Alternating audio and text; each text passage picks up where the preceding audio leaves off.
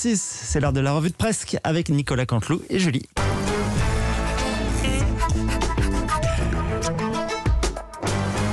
C'est presque de l'info, c'est la revue de Presque de Nicolas Canteloup. Tout de suite, on retrouve Sébastien Krebs pour l'info du jour. À vous, Sébastien. Non. Hop. Et tout de suite, on retrouve Sébastien Krebs. Non, pas du tout. C'est déjà bien. Il a déjà fait 1h45 tout seul.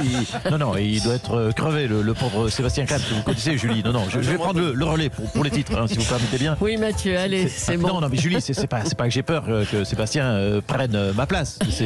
C'est juste par esprit d'équipe. Tu le sais bien, Julie. Pile en plus, quand je suis pas là, Jean-Luc Mélenchon, franchement, se grille en politique. Emmanuel Macron se fait claquer. Et Benzema se blesse. Je me pose des questions. Je porte la poisse ou quoi? Un an, non mais franchement, un an qui s'est rien passé du tout dans notre pays. Je pars une petite semaine, c'est la fin du monde. Bref, allez, ok, c'est parti. Je me donne l'accord, je fais les titres tout seul. Allez. L'info du jour, ce sont les Bleus qui ont gagné 3-0 contre la Bulgarie avec un doublé de Olivier Giroud. Alors, faut-il la condamner, cette gifle donnée à Benzema quelque part? En tout cas, je note que Benzema sort sur blessure, mais que le président, lui, reste sur le terrain. Voilà, différence. Allez, l'autre info, ce sont les salles de sport. C'est une bonne nouvelle qui rouvre enfin. L'agresseur d'Emmanuel Macron va pouvoir donc se muscler pour donner des gifles, des goûts un peu moins molles. On juge pas cet abruti, on a tous perdu en condition physique. C'est vrai, c'est normal. Il avait le biceps un petit peu mou. Merci Mathieu. On revient évidemment sur cette gifle donnée au président de la République, Emmanuel Macron. Bonjour. Oui, bonjour à tous. C'est chiant. Non, écoutez, c'est chiant de parler sans une dent. Mais rassurez-vous, je vais bien. Et puis ce gifle ne fait rien à côté de celle que je vais prendre au régional. Alors toute la classe politique a condamné ce geste inadmissible. Non, attends. C'est bon. Non, pas toute la classe politique, évidemment, quand on condamne le geste, mais on sait ce qui se cache derrière le geste. Ah, mais c'est Jean-Luc Mélenchon, là, qui nous parle, non? C'est oui, pas ça? Pardon. Oui, c'est bon, oui, papa, oui, pardon. C'est trompé. Oui, ça peut arriver. Alors, monsieur en 20 ans de Mélenchon. carrière. Oui.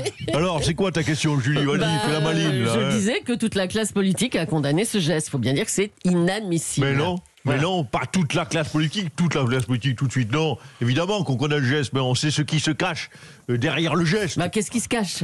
Mais qu'est-ce qui se cache? Qui est-ce qui se cache? Ben ceux qui décident secrètement. Oh, vous allez pas recommencer, monsieur Mélenchon. Ben enfin, vous n'avez pas recommencé. Ouvrez les yeux, bonsoir. Au moment où on ne parle que d'insécurité, où tout le monde rallie les gilets de Marine Le Pen, et qu'est-ce qui se passe? Eh ben voilà, ils nous inventent un attentat sur le président. Voilà, Macron, victime d'insécurité dans la rue. Non mais, c'est quand même de plus en plus gros leur cirque. Oui, allez, c'est bon. Hein. Merci Jean-Luc Mélenchon. Merci. Ouais. Allez, on va parler maintenant de Francis Lalanne qui, lui, a frappé des journalistes de Quotidien.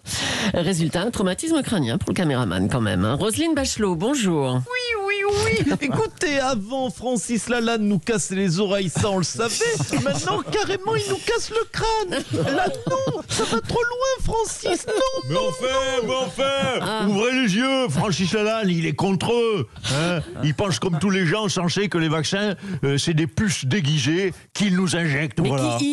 Qui Mais qui Ben eux, c'est ceux qui décident secrètement de nous mettre un 5G dans le cerveau pour nous contrôler, voilà.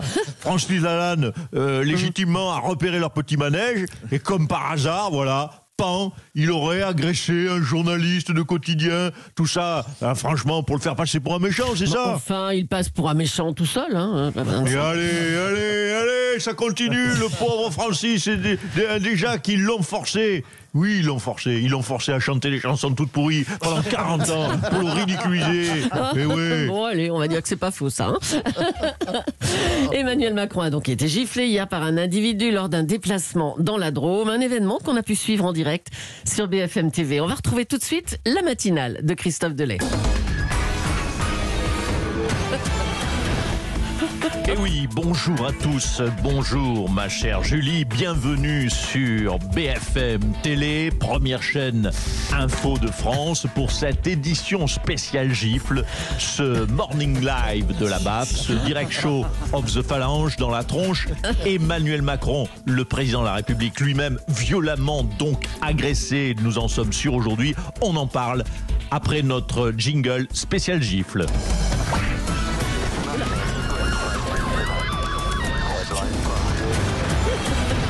Voilà donc notre analyse aujourd'hui. Toute personne qui a pris donc une claque un jour sait que c'est un petit peu cette violence que l'on ressent. On est en direct d'ailleurs avec notre envoyé spécial Patrick Sauce qui est sur les lieux du drame avec son binôme Éric Béchamel. Patrick Sauce, le pronostic vital du président est-il engagé? C'est la vraie question après cet attentat qui nous rappelle, il faut bien le dire, un petit peu le 11 septembre 2001. Oh, c'est ça. On me dit que Patrick Pelou aurait été élitreillé et déposé sur place.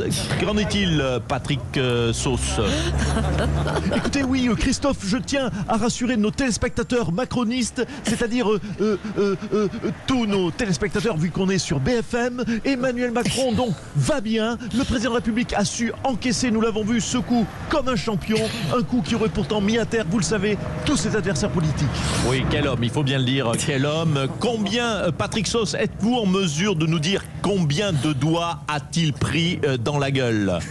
Écoutez, Christophe, on parle de 5, je dis bien 5 doigts, donc 5 doigts qu'il aura atteint de plein fouet. Donc 5 doigts, c'est le bilan de cette attaque. 5 doigts en pleine tête, donc c'est confirmé par notre envoyé spécial et il a survécu, le président de la République a survécu. Quelle force véritablement de la nature. On va repasser la bande de cette lâche agression qui nous rappelle un peu ici les attentats du métro Saint-Michel. Ah ouais, c'est pas possible. Montjoie, Saint-Denis, abat la Macronie. Oh là là, mon Dieu, oui. On tremble véritablement en entendant cette bande son. Le président donc agressé par, semble-t-il, par un fanatique de Godefroy de Montmirail. On parle d'un deuxième homme arrêté. S'agit-il d'un admirateur de Jacouille la Fribouille qui se serait radicalisé? C'est la vraie question. Pourquoi a-t-il giflé le président? Quel esprit malade voudrait donc s'en prendre à notre chef de l'État qui pourtant donne tout pour redresser le pays? On ne le saura peut-être jamais. En tout cas, nos animateurs porteront un brassard noir aujourd'hui, tous nos journalistes. À vous, Julie. Merci BFM. C'était une des promesses du candidat Macron, la PMA pour toutes. Elle repassait devant les députés hier, puis devant les sénateurs le 24 juin. Philippe de Villiers, bonjour. Oh là. Bonjour à Saint-Denis, abat la Macronie. Oui, femelle, je suis solidaire du gifleur présidentiel. Un saint homme que j'eusse aimé avoir cette idée grandiose moi-même. Il m'aurait suffi d'un costume de gueux. Il y en a plein les cartons du Puy du Fou. Si, il y a toujours des techniciens crasseux qui oublient les t-shirts sur place. Oui, bon. Écoutez, parlons un peu de la PMA GPA. Allez. PMA, GPA, un papa, une maman, un papa dans maman. Voilà le slogan. C'est intolérable. C'est la PMA, GPA, mais c'est la déchéance morale. C'est l'effondrement des piliers de notre civilisation chrétienne structurée autour de l'alliance sacrée entre le phallus créateur et le vaginaux accueillant. Oh là là, déchaîné. Je demande au président Macron de ne pas ouvrir la boîte de Pandore en déclenchant l'orgie homosexuelle. Mais enfin, vous reprochez très souvent au président de ne pas tenir ses promesses de campagne. Mais évidemment, mais tous les jours. Mais ça, c'est une promesse de campagne. Certes. La PMA, si. Oui, mais j'exige du président qu'il ne tienne pas cette promesse-là. Ah bah d'accord, oui, d'accord. Sinon, c'est le début de la fin. Hein. Nos chères têtes blondes n'ont pas besoin d'un monde où leurs mamans sont des goudous moustachus qui fument des gitanes maïs entre deux cours d'haltérophilie dispensés par Alice Coffin. C'est à peine caricatural tout ça. Hein. Ah bon? Trouvez-vous. Les femmes homosexuelles ne sont pas des candidates de seconde zone. Elles ont les mêmes droits. Elles le font déjà d'ailleurs en allant faire des enfants à l'étranger. Étranger? Ah parce qu'en plus, ces gougnottes à poil dru Oh là. nous ramènent des enfants étrangers. Mais ils seront étrangers et homosexuels. Eh ben oui. Non mais manquerait plus qu'ils se fassent vacciner, on aura toute la panoplie de l'antéchrist. Je dis moi, bonjour à Saint-Denis, ah bah la Macronie. Oh là là, stop, Philippe de Villiers. Mais c'est bon.